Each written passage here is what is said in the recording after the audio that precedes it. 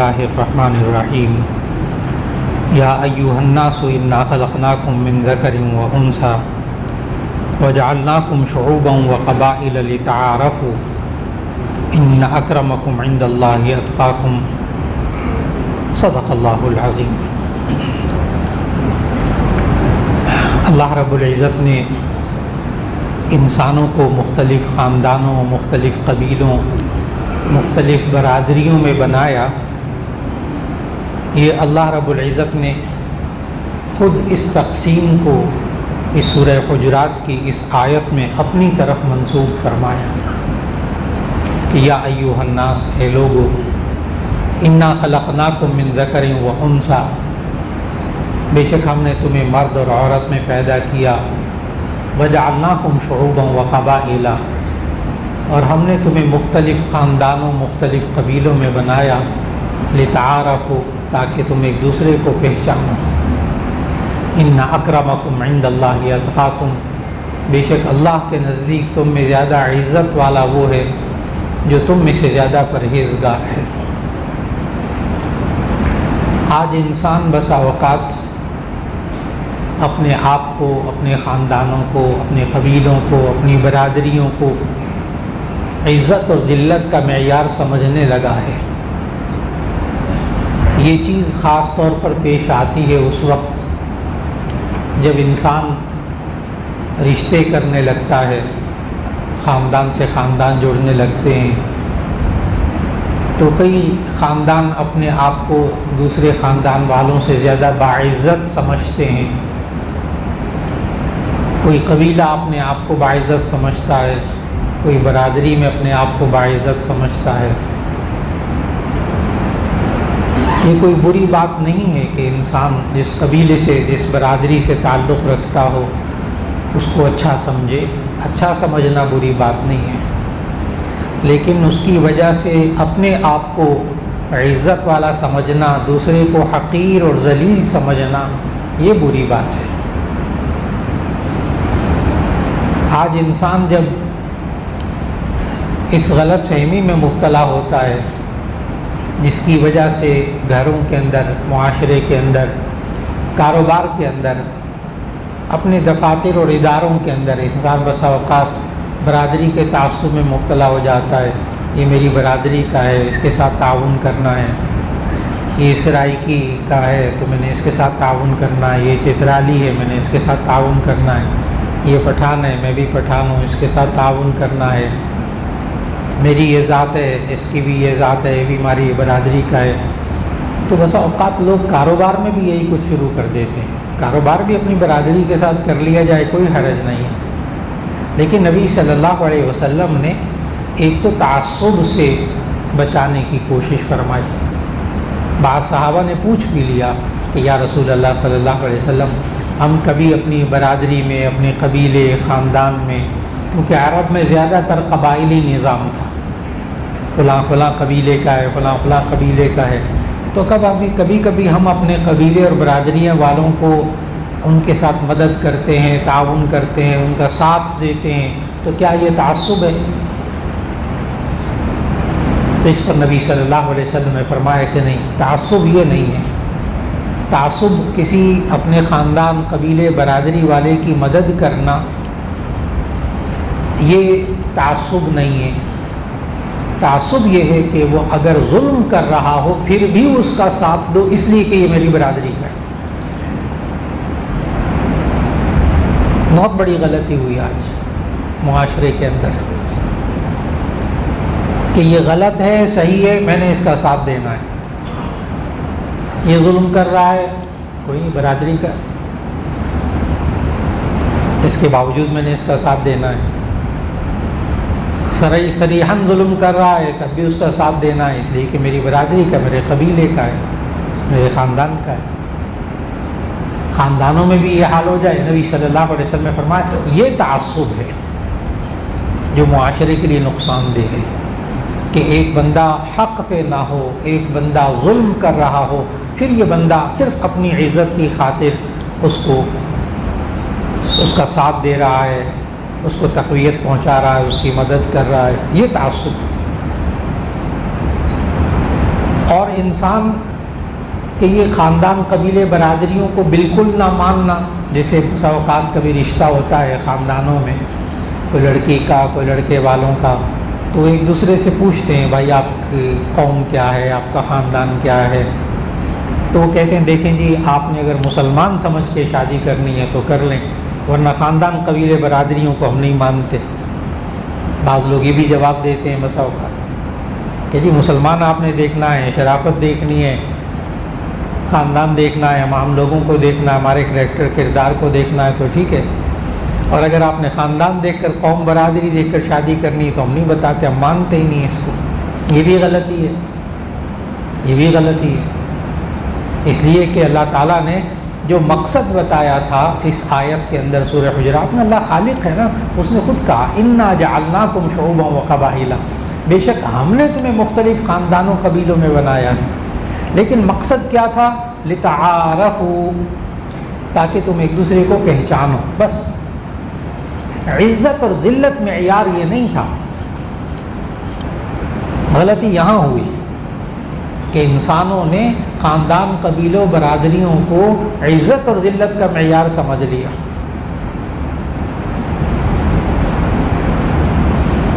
کہ وہ پنجاب میں رہنے والے صرف پنجابیوں کی مدد کریں، سندھ میں رہنے والے صرف سندھیوں کی مدد کریں گے۔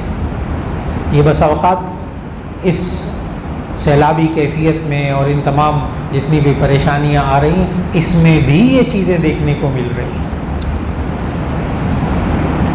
کہ پنجابیوں کی مدد کر، سندھیوں کی مدد کر رہے، فلاں کی مدد کیوں کر رہے ہیں؟ اپنے قبیلے برادری والوں کو دیکھو، جی ضرور دیکھیے، ضرور دیکھیے۔ وہ تو نبی صلی اللہ علیہ وسلم نے زکوٰۃ اور صدقات دیتے وقت سمجھایا کہ اگر آپ ایک غریب کو، عام غریب کو اگر دیتے ہیں زکوٰۃ تو آپ کو زکوٰۃ ادا کرنے کا ثواب ملے گا، لیکن اپنے رشتہ دار کو آپ زکوٰۃ دیتے ہیں تو آپ کو دو ثواب ملیں گے، ایک زکوٰۃ ادا کرنے کا اور ایک اس کے ساتھ تعاون کرنے کا اور صلہ رحمی کرنے کا۔ تو نبی صلی اللہ علیہ وسلم نے سکھایا جو تعاون ہے، جائز تعاون ہے، مدد ہے، وہ تو رشتہ داروں کا، قبیلوں کا، خاندانوں کا کرنے کا حکم دیا، سمجھایا، اس میں ثواب زیادہ ملتا ہے۔ اس لیے آج وقت کا بہت بڑا تقاضا کہ انسان ان خاندانوں، قبیلوں، برادریوں کی تقسیم اور یہ صوبوں کی تقسیم اور یہ علاقوں کی تقسیم، اس کو عزت اور ذلت کا معیار نہ بنائے انسان۔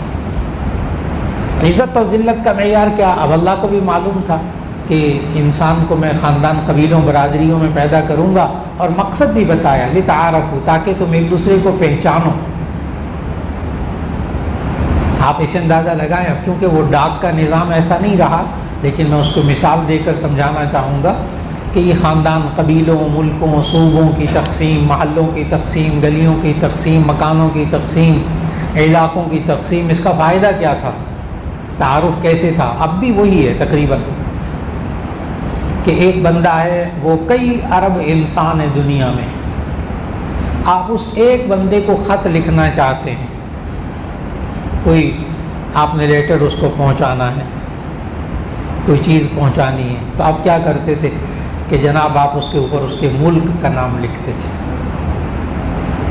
پھر آپ اس کے صوبے کا نام لکھتے تھے، پھر آپ اس کے اندر اس صوبے کے شہر کا نام لکھتے تھے، اور شہر کے بعد اس ڈاک خانے کا نام لکھتے تھے، اور ڈاک خانے کے اندر پھر گلی کا نمبر لکھتے تھے، نام لکھتے تھے، پھر اس کے اندر اس کے گلی کے اندر گھر کا نمبر، مکان نمبر لکھتے تھے، پھر مکان نمبر کے اندر اس کا جو نام ہوتا تھا وہ لکھتے تھے۔ تو کئی ارب انسانوں میں سے گھومتا ہوا خط بالکل ٹھیک اس بندے تک پہنچ جاتا تھا۔ لتعارفوا، اللہ نے تقسیم اس لیے کی تھی تاکہ یہ انسان ایک دوسرے کو پہچانے، لیکن اللہ کو معلوم تھا کہ یہ انسان جو ہے اسی کو عزت و ذلت کا معیار بنا لے گا۔ اس پر اللہ تعالیٰ نے فرمایا ان اکرمکم، اسی آیت کے فوراً بعد انا جعلناکم شعوبا وقبائل لتعارفوا ان اکرمکم عند اللہ اتقاکم، بے شک تم میں سے زیادہ عزت والا اللہ کے نزدیک وہ ہے جو تم میں سے زیادہ پرہیزگار متقی ہے۔ اللہ نے عزت و ذلت کا معیار بنایا تقوی، کہ اللہ کے نزدیک وہ ہے جو جتنا گناہوں سے بچتا ہوگا وہ اللہ کے نزدیک زیادہ عزت والا، جو جتنا زیادہ نیک کام کرنے والا ہوگا وہ اللہ کے نزدیک زیادہ عزت والا۔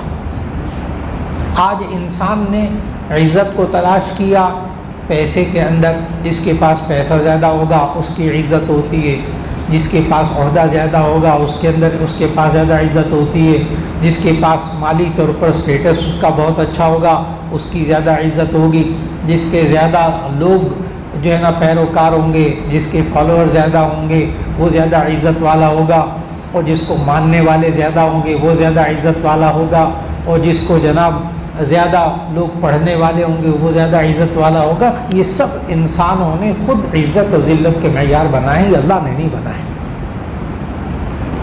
آج وقت کا بہت بڑا تقاضا کہ انسان یہ سمجھے کہ عزت اللہ نے رکھی ہے تو تقوی اور پرہیزگاری کے اندر، میں جتنا غلط کاموں سے زیادہ بچوں گا اللہ مجھے عزت دے گا، میں جتنے اچھے کام زیادہ سے زیادہ کروں گا اللہ مجھے عزت دے گا۔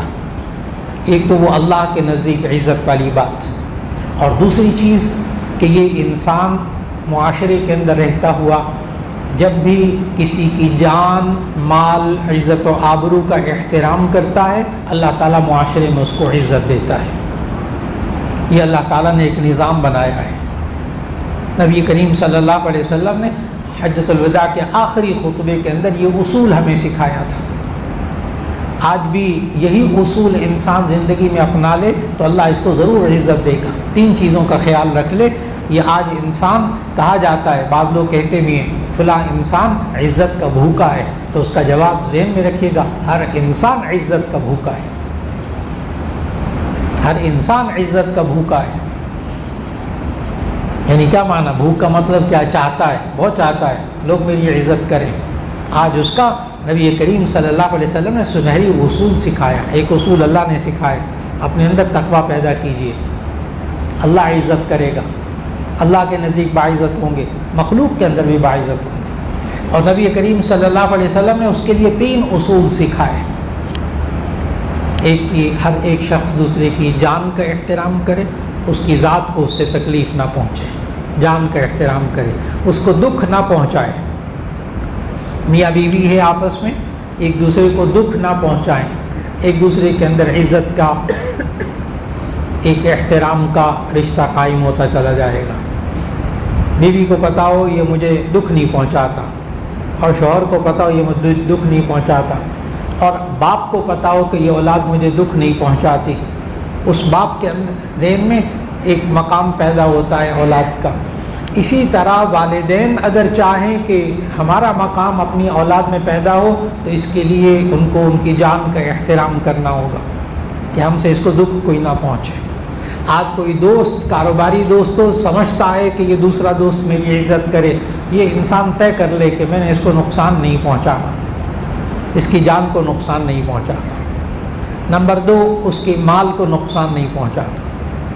ہم معاشرے کے اندر کسی کے مال کو نقصان پہنچائیں اور پھر سوچیں کہ یہ شخص ہماری عزت کرے، ناممکنات میں سے ہے، اس کو مالی نقصان نہ پہنچنے دیں۔ تیسری چیز، اس کی عزت کا احترام کرنا، اس کے آبرو کا احترام کرنا۔ اس میں پھر وہ بدزبانی بھی آ جاتی ہے، اس میں گالیاں بھی آ جاتی ہیں، اس میں بدسلوکی بھی آ جاتی ہے، کہ ان تمام چیزوں سے پرہیز کر کے جب انسان زندگی گزارتا ہے تو اس انسان کو عزت نصیب ہو جاتی ہے۔ اور حقیقت میں یہ انسان اگر کبھی اپنے عہدے کی وجہ سے عزت پاتا ہے وہ عارضی عزت ہوتی ہے۔ اگر انسان کسی کے اوپر احسان کر کے عزت کر لیتا ہے تو وہ اس کی عزت دیر پا ہوتی ہے۔ اگر انسان اپنے جبر اور زبردستی اور اپنے تکبر اور غرور کی بنا پر اگر کوئی لوگ اس کی عزت کرتے ہوں، وہ صرف اس کے سامنے عزت کرتے ہوں گے، اس کی غیر موجودگی میں عزت نہیں کرتے ہوں گے۔ انسان بسا اوقات سمجھتا ہے کہ میں دبدبہ رکھتا ہوں، روب رکھتا ہوں، میں ذرا اونچی آواز میں بات کر لیتا ہوں، میں ذرا جھاڑ دیتا ہوں، میں فلاں کر لیتا ہوں، لوگ میری عزت کرتے ہیں۔ یہ سارے اوزار، یہ سارے انسٹرومنٹس ہیں عارضی عزت کے لیے، مصنوعی عزت کے لیے۔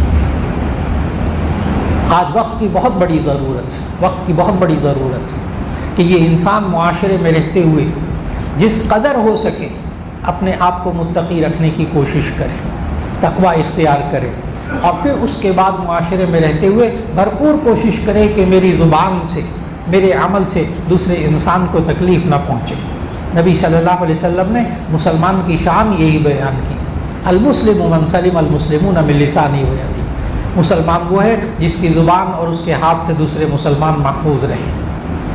آج انسان عزت چاہتا ہے دوسرے کی طرف سے، تو ایسی صورت میں خود اس کو عزت دوسروں کو دینی پڑے گی۔